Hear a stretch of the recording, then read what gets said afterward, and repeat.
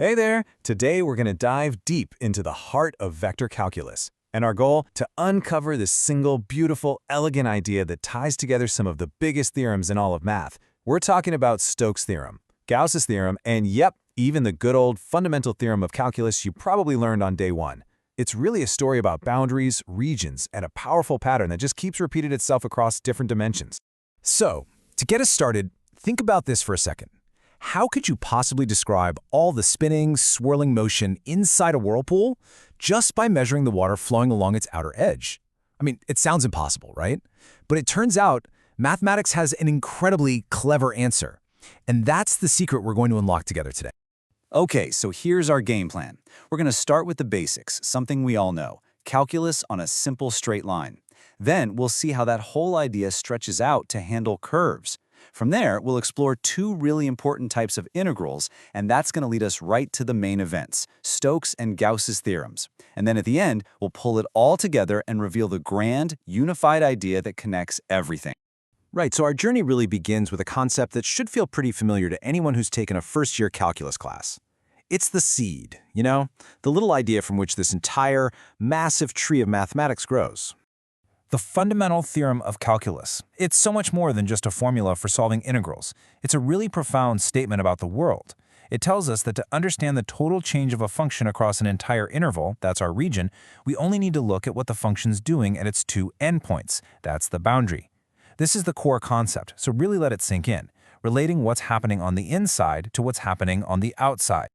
So this idea works beautifully for a simple straight line. But let's be honest, the real world isn't all straight lines, is it? Think about a planet's orbit, or the path of a soccer ball, or an ocean current. None of those are simple lines.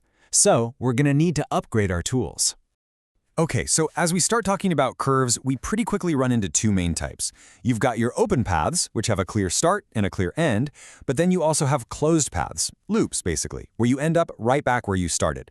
And this little distinction, whether a path is open or closed, is going to be surprisingly important in just a minute. All right, so we've got these twisting paths. Now what? Well, now we need a way to actually measure things along them. And it turns out there are two fundamental ways to do this, and it all depends on what kind of thing you're trying to measure. So on one hand, you have what are called scalar fields. A good way to think about this is temperature. At every point along your path, there's just a number, a value. So integrating this just means adding up all those temperature values along the length of the path. But then on the other hand, you have vector fields. Think of wind or a magnetic field. Here, every single point has not just a value, but also a direction. Integrating this is all about measuring how much that field is either helping you or fighting you as you move along the path. For that first type of integral, the scalar one, here's a great way to picture it. Imagine your path, this curve C, is just the base of a fence sitting on the ground, and the height of that fence at any given point is determined by some function. A type 1 line integral is just calculating the total area of that weird curvy fence. Simple as that.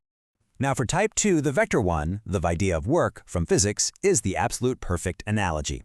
Imagine the vector field is a force, like the wind pushing you around. The line integral calculates the total amount of work that wind does on you as you walk along your path. So if the wind's at your back pushing you along, it's doing positive work. If you're walking straight into it, it's doing negative work. This integral just adds it all up. Okay, we have our tools in hand. So now let's level up. Let's see how this core idea, connecting a region to its boundary, builds from a 1D path to a full-on 2D surface. We're about to apply our principle in a higher dimension. But before we can get to the theorem, we need to introduce a new concept called the curl. The best way to think about it is to imagine placing a tiny, microscopic paddle wheel into a river current. If that current makes the little wheel start to spin, then the field has curl at that point. The curl vector tells you two things, the axis of the spin and how fast it's spinning. It's basically a measure of local swirliness. And this brings us to Stokes' theorem. Look at it. It's the fundamental theorem of calculus, but for a 2D surface. It says that if you add up all that microscopic swirliness, the curl, across an entire surface, that grand total is exactly equal to the total flow of the vector field just around the boundary curve of that surface. We've connected the inside, the surface, to the outside, its edge. Just like our whirlpool problem from the beginning. So, we've gone from a 1D line to a 2D surface. You know what's next, right? Let's take the final leap, up into 3 dimensions. We're going from a flat surface to a solid volume. Our new tool for 3D is called divergence, and it's actually a lot simpler than curl. Imagine a point in a fluid. If more fluid is flowing away from that point than is flowing into it, then it has positive divergence. We call that a source, kind of like a faucet. And if more fluid is flowing in than out, it has negative divergence. It's a sink, like a drain. Okay, so let's say you're given a tough problem. You have to calculate the total flow, or flux, of some vector field coming out of a sphere. Trying to do that directly, integrating over the entire curved surface is, as the source material so beautifully puts it, qua fluktab, which means too complicated. And it is. It can be an absolute mathematical nightmare. But of course, there's a better way. Gauss's theorem, which you'll also hear called the divergence theorem, is the elegant solution. It says, forget about that complicated surface. Don't worry about it. Just look inside the volume. Add up the strength of all the little sources and sinks, the divergence, throughout the entire volume. That total sum will be exactly equal to the total net flow coming out of the boundary surface. And when you use Gauss's theorem, that nightmarish problem, well, it just melts away. And you get the answer, 44 pi over 15. What was practically impossible becomes almost trivial. That's the power of connecting the inside of a region to what's happening on its boundary. So we've looked at 3 famous theorems, each in a different dimension.